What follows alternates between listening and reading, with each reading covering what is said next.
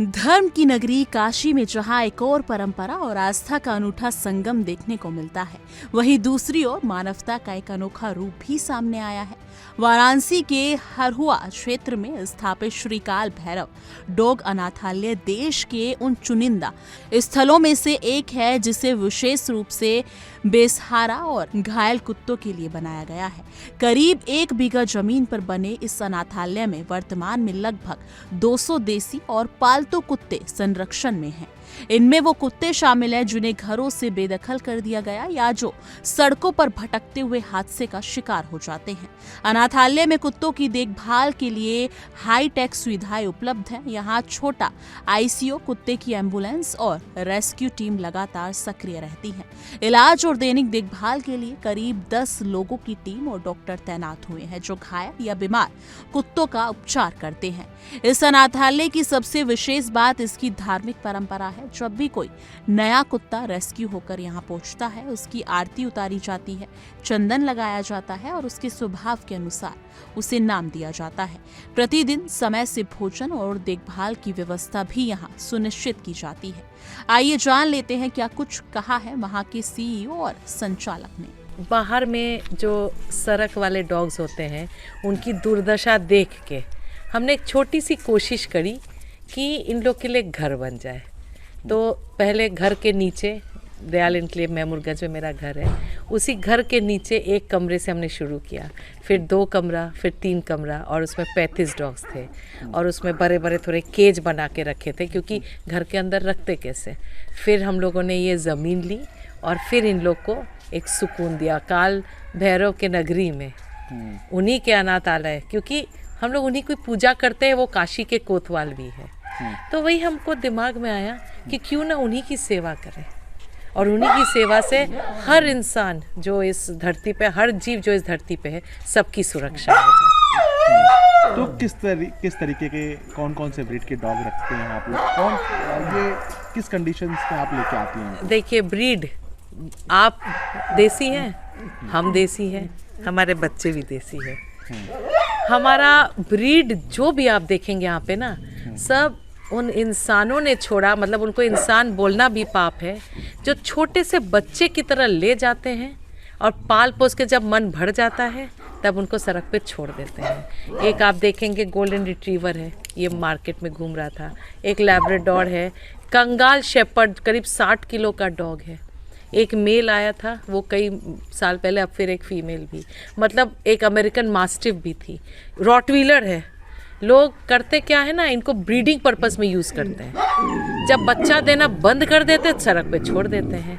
ये बच्चे जाएंगे कहाँ? इनको थोड़ी पता है कि इंसान ने मेरे से पैसा कमाया। तो इंसान अपने बूढ़े माँ बाप को भी नहीं छोड़ते हैं और ना इन बच्चों को पाल के इनका देखभाल करते हैं। तो ये सब कहाँ जाएंगे? इन सब के लिए फिर हमको ये छोटा सा घर ही इन लोग का घर है। बहुत छोटी कोशिश है, 130 करीब हो जाते हैं डॉग्स हमारे यहाँ पे, लेकिन ये बहुत छोटी कोशिश है क्योंकि बहुत बच्चे हैं जिनको ज़रूरत है।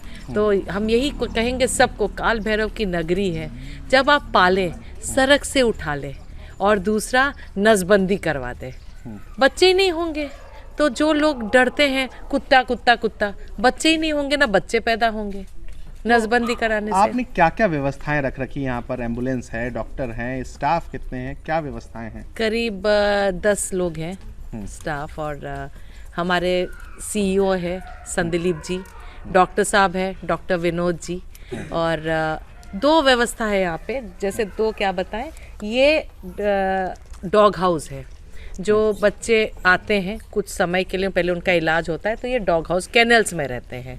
उसके बाद आप देख रहे हैं, ये हम कोशिश करते हैं फ्रेंडली हो जाए, उनको एक वातावरण ऐसा दे वो एक दूसरे से घुले मिले बात करें, कैद नहीं हो। तो वो सारे आप डॉग्स यहाँ पे देख रहे हैं।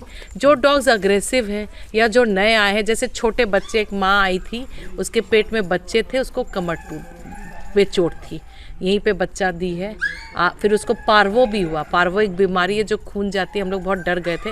माँ भी बच गई, बच्चे सुरक्षित हैं। अब ये 8-9 बच्चे हम लोग वही आप लोगों से माध्यम से ये अपील करेंगे कि आप प्लीज़ एक बच्चा ले लीजिए और एक आप देखिए ना, ये बच्चा देखिए, अब इसको किसी को नहीं देंगे, इसको हम लोग बाहुबली नाम दिए। देखिए ये बॉर्न ऐसा हुआ था, उसके बाद देखिए अब जैसे इंसान भी होते हैं ना, कुछ स्पेशल नीड्स के चाइल्ड, ब्रेन वेन इसका सही है, तो गाड़ी भी चढ़ गई, गाड़ी वाले ने हॉर्न दिया होगा, बेचारा हट नहीं पाई होगी। अब इंसान इतने गुस्से में रहता है कि लो चलो।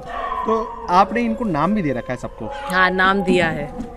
कोई कचौड़ी है, कोई करेज है, कोई जलेबी है, स्काई है, सिम्बा है, फिर समोसा है, एक बिगली है, एक नेताजी है, मिर्ची है, लीची है, और वो मौली है, वो हमारी बहुत पुरानी एक रेसिडेंट डॉग है, और जो बच्चे आते बिन माँ का वो सबकी मम्मी बन जाती है। अच्छा, आपको कैसे पता चलता है कि यहाँ इस जगह पे कुत्ते हैं या बीमार हैं या उनको लाना है, और उनको लाने के लिए किस तरीके के वाहन या एम्बुलेंस है, क्या करते हैं आप लोग? एक्चुअली हमने पहले ही जस्ट डायल और सोशल मीडिया पे अपने नंबर दे के रखे हुए हैं, तो बहुत से कॉल्स, मुझे एटलीस्ट 100+ कॉल्स डेली आते हैं रेस्क्यू के लिए। तो जो हम रेस्क्यू कर सकते हैं वहाँ हम अपनी टीम को भेजते हैं, और मैक्सिमम हम अपने वॉलंटियर से रिक्वेस्ट करते हैं कि खुद अपने कन्वेंस से हमारे यहाँ पहुँचा दें, क्योंकि हमारा शेल्टर 24/7 ओपन रहता है, क्योंकि स्टाफ हमारे इन हाउस यहीं रहते हैं।